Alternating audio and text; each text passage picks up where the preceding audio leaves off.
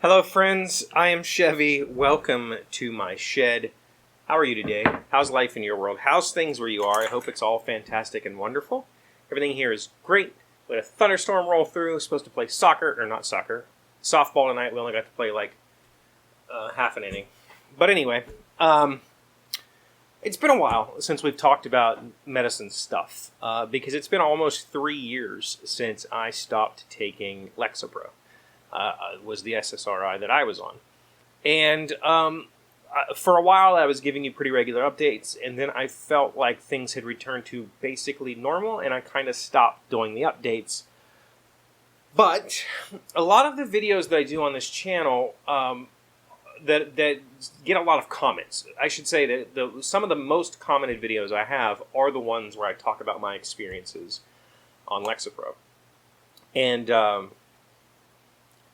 it keeps that conversation in my head, personally, alive, because I talk a lot about the dreaming video that I did. I talk a lot about the side effects the side effect videos. I talk a lot about, people ask a lot of questions about the tapering videos.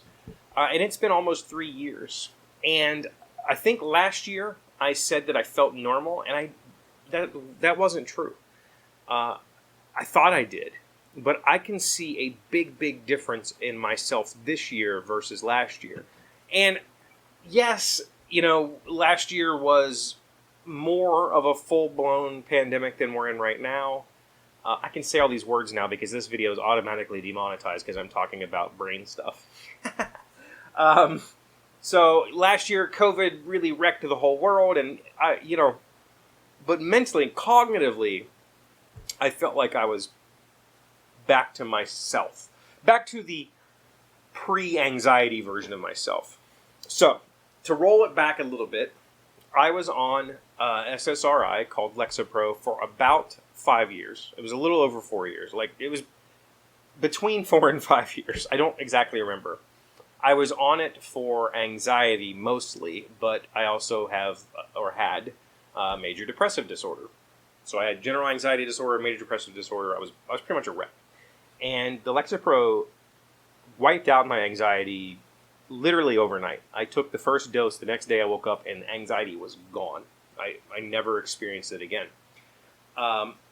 Depression I still battled with. And I still do. Like, I think that's a thing that I'll go battle with for the rest of my life. But my life is in a state right now where it's fine. Like, it's a few days of going, but it's not deep, dark, moody depression, right? I talked a decent amount in previous videos about sexual side effects. They didn't affect me at all. I was worried about that, and it didn't bother me. I was also worried going off of the medication because of I felt like the medication made me better. And I talked a good bit about in the past how the medication stole a lot of my creativity. And the way that I always framed it in the past was, it's not that it necessarily took my creativity, it took my drive. It took my my ego, I guess.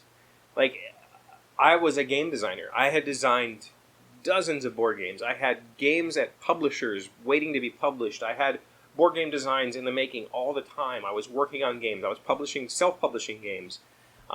Professionally publishing games, and that all stopped. Like, I did not have the drive anymore. The medication took those highs from me. And what I've learned since that time was I was probably manic. I was on a manic high and thought that I was unstoppable. And, the medication leveled me out. That has not come back.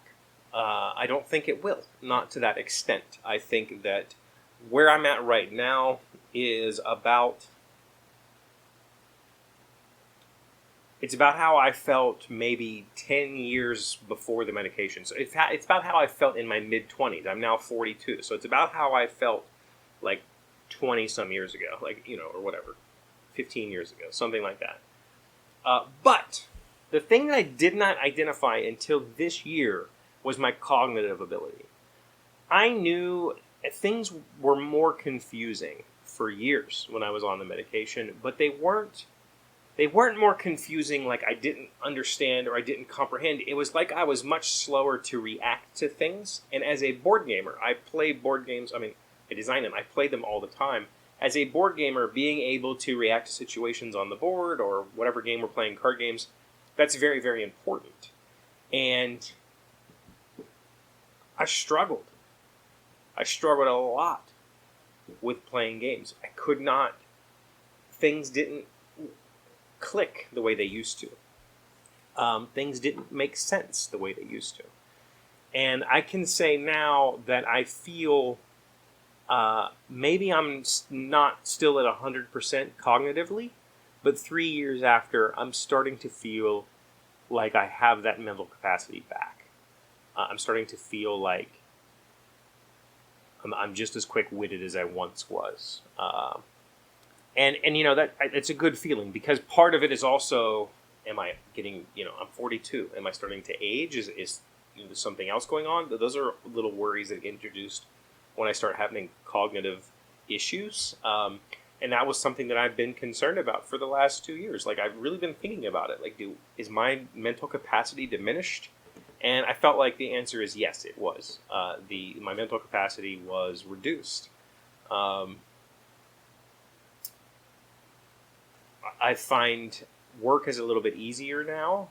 There for a while, it was really difficult. I couldn't piece things together as easily as I once could. I'm a programmer, so I couldn't do that job as easily as I once could. It's starting to work again. I'm starting to make more sense of those things, and I'm less fearful of it.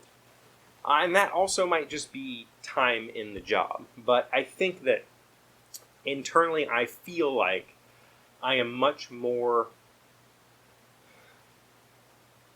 mentally capable than I was during the time of the medication, and even for these last few years. I feel like I'm still coming away from all that. My brain is still remapping itself and taking care of itself.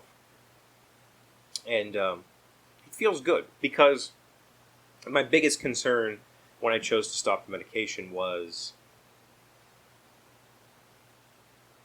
would the anxiety come back? Would the depression come back? Would I now have to be in therapy to deal with those things? And that answer is no. That answer is, taking the medication for me was like hitting a reset button. It just hit reset, and it took me a while to reboot. It took me years to reboot, which for some might be too long.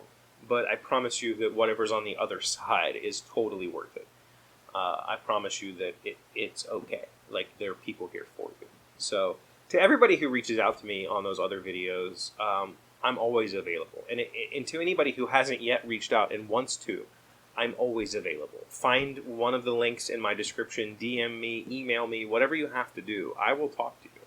I get messages on Instagram sometimes from people who see those videos and want to talk about their situations. I get messages through email very often from people who see those videos and want to talk about their situation. And there's also always the comment section.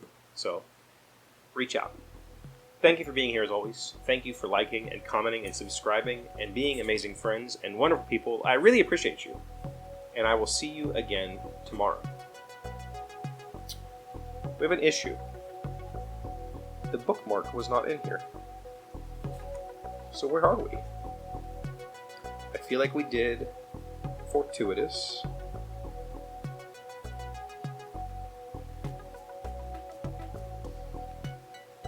I feel like maybe founder. We did founder. I don't know if we did founder, so I'm going to skip to the next one. You let me know if we did founder. Today's word you should know to sound smart is fractious. It is an adjective meaning easily angered or irritable, quarrelsome or unruly. Sex is metaphysical for men as it is not for women. Women have no problem to solve through sex. Physically and psychologically, they are serenely self-contained. They may choose to achieve, but they may not need it. They are not thrust into the beyond by their own fractious bodies. Camille Paglia, an American author, feminist, and social critic. Fractious. Fractious. That's a pretty interesting take on it. Are you a man, and do you feel that sex is metaphysical? I don't necessarily disagree.